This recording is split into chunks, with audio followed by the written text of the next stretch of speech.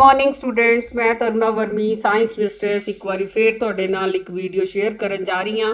जिवें इस तो पहली वीडियो आपां देखी सीगी पार्ट नंबर 10 प्रकाश का परावर्तन अपवर्तन।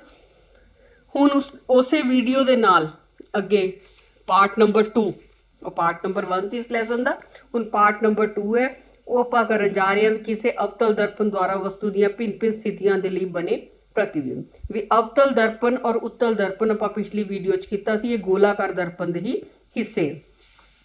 इन्हां दे विच जदों परावर्तन हुंदा है तां किथे किथे प्रतिबिंब आंदे हैं। ठीक है, प्रतिबिंब हुंदा बच्चों कि जदों प्रकाश की किरण टकरा के परावर्तित होके आके प्रतिबिंब बनांदी है ओह। हुण ये एक टेबल दिता होया तुहाडी बुक दे विच भी दिता होया भी किथे प्रतिबिंब की स्थिति, बिंब की स्थिति मतलब वस्तु की स्थिति किथे है, फिर प्रतिबिंब की स्थिति, आकार, है ना, ये सारा किवें दा प्रतिबिंब बने ये दिता है। इस तरह मैं ये जोड़े नोट्स है मेरे उहदे विच मैं ये एक बनाया है। ओके जी, तो इस दे विच मैं जिहड़ी चीज़ कीती है वो ये है कि इधर अवतल दर्पण लै लिया, इधर उत्तल दर्पण लै लिया। हुण इन्हां दे विच आपां देखिया कि किवें कि वस्तु जे अनंत ते है तां उत्थे वस्तु ते अनंत ते होण ते प्रतिबिंब कित्थे बनेगा। तां वस्तु अनंत ते है तां इत्थे सब तो पहला आह अनंत उत्ते वस्तु जिहड़ी प्रतिबिंब की स्थिति है वो फोकस एफ ते बनेगी। ठीक है, प्रतिबिंब इन्ना छोटा ते बिंदु के आकार का होएगा कि नहीं दिखेगा। स्थिति जिहड़ी है वास्तविक ते उल्टा होएगा।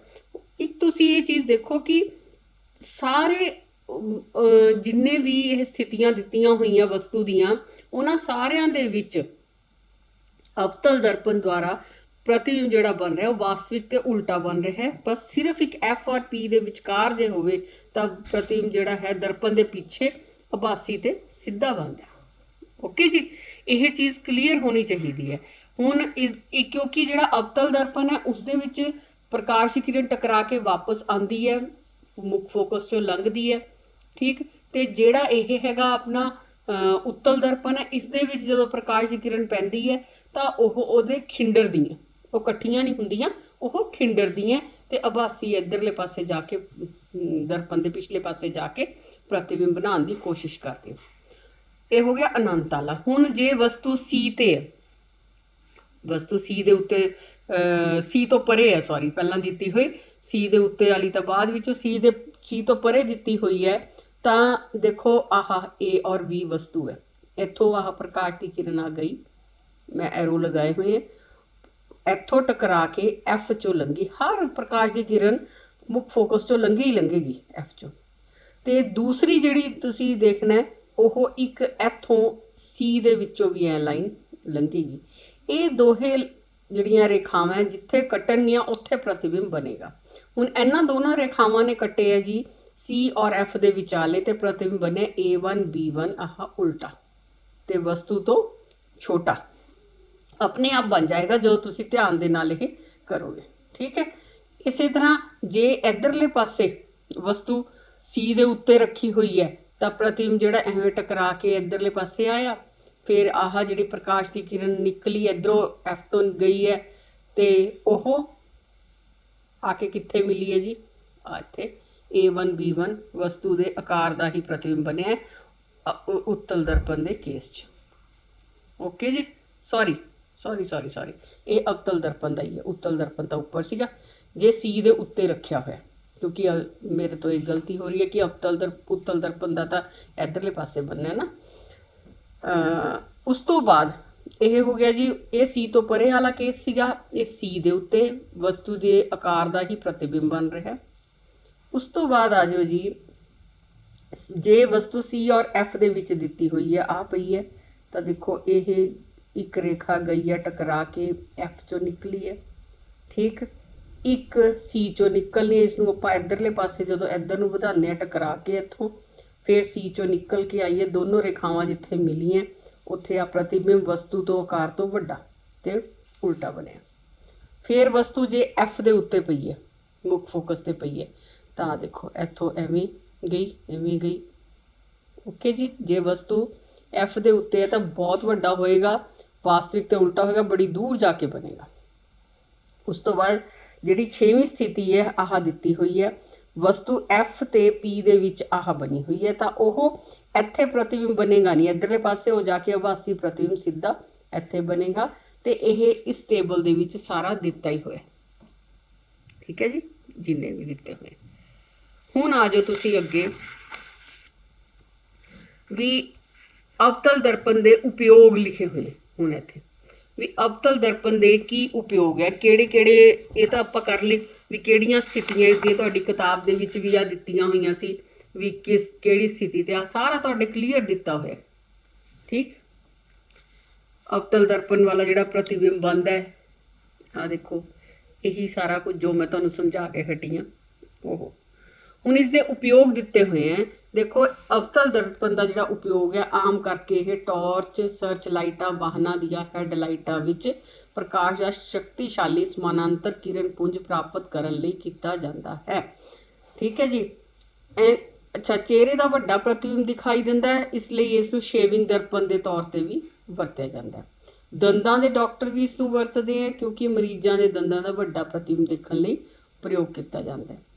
इसनूं सूरजी भट्ठियां, ठीक है, सोलर फरनैस जिहड़ी हैगी है उस भी वरत्या जाता क्योंकि सूरज का प्रकाश किरणां जिहड़ियां ओह एक केंद्र ते आके इकट्ठियां हो जांदियां परावर्तन तो बाद अवतल दर्पण दे विच। इस करके इहनूं देखो ये दिते हुए हैं सारे, इसके उपयोग इंपॉर्टेंट है ये क्वेश्चन कि अवतल दर्पण के की उपयोग है।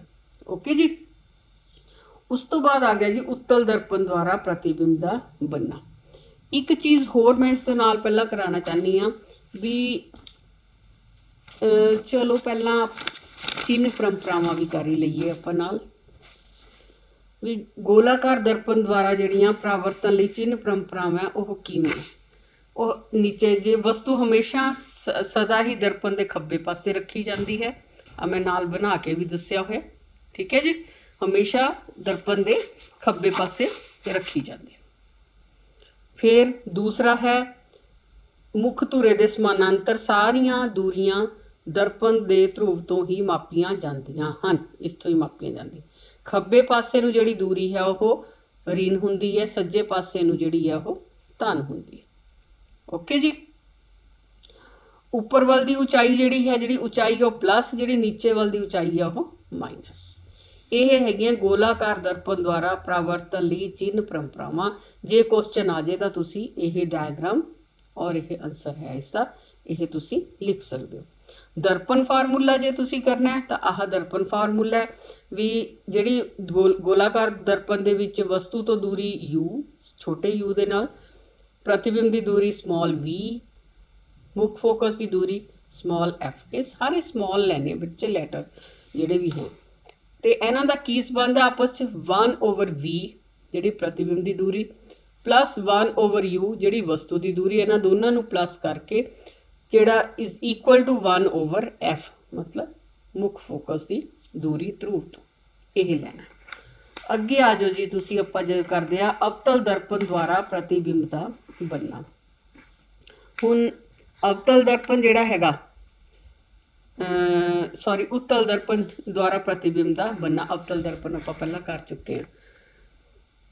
ये है जी आप किवें स्थितियां आ देखो उत्तल दर्पण द्वारा प्रतिबिंब जे अनंत तो आ रही है वस्तु जाके मुख फोकस के उत्ते बने। ओके जी, पर आभासी है क्योंकि दूसरे पासे नूं तां बिखरदी है। अवतल दर्पण दे विच जिधर जाके मिलदियां सीगियां किरणां, ठीक है, तो इधर जिहड़ियां ओह बिखरदियां उधर नूं फैल जांदियां, ये आके इधर मिलदियां। ओके, तो उस तो बाद जिहड़ा हैगा उत्तल दर्पण का जिहड़ा प्रतिबिंब है जे इत्थे बी ते आह वस्तु रखी हुई है तो कित्थे बनेगा, इधर आके तुसीं देखो किवें मिल रहा नहीं मिल रहा, आपां नूं दिखाई नहीं दे रहा। इहदे विच असीं आह दिते हुए हैं तुहाडे पेज नंबर 184 के उत्ते।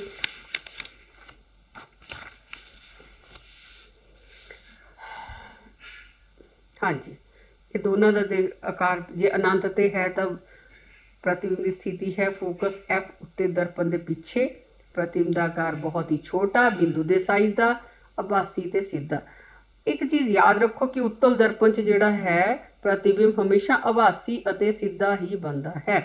ਅਨੰਤ ਤੇ ਜੇ ਰੱਖੀ ਹੋਵੇ ਤੇ ਅਨੰਤ ਅਤੇ ਦਰਪਣ ਦੇ ਧਰੁਵ P ਦੇ ਵਿਚਕਾਰ ਰੱਖੀ ਹੋਵੇ ਤਾਂ ਪ੍ਰਤੀਬਿੰਬ ਦਾ ਆਕਾਰ ਛੋਟਾ ਹੁੰਦਾ, ਆਭਾਸੀ ਅਤੇ ਸਿੱਧਾ ਹੁੰਦਾ।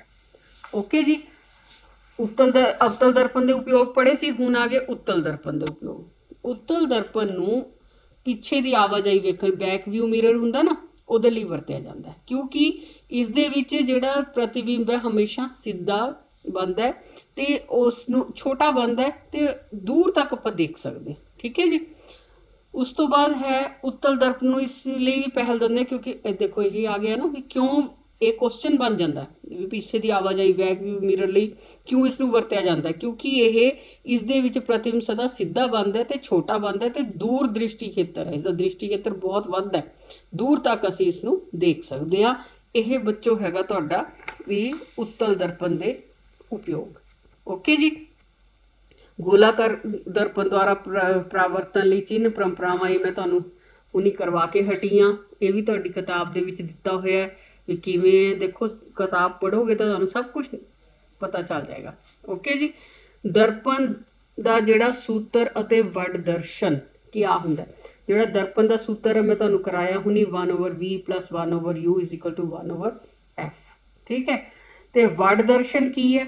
ਵੱਡ ਦਰਸ਼ਨ ਜਿਹੜਾ ਹੈ ਉਹ ਗੋਲਾਕਾਰ ਦਰਪਣ ਦੁਆਰਾ ਉਤਪੰਨ ਵੱਡ ਦਰਸ਼ਨ ਉਹ ਸਾਪੇਖਕ ਵਿਸਤਾਰ ਹੈ ਜਿਸ ਤੋਂ ਗਿਆਤ ਹੁੰਦਾ ਹੈ ਕਿ ਕੋਈ ਪ੍ਰਤੀਬਿੰਬ ਵਸਤੂ ਤੋਂ ਕਿੰਨਾ ਵੱਡਾ ਹੈ।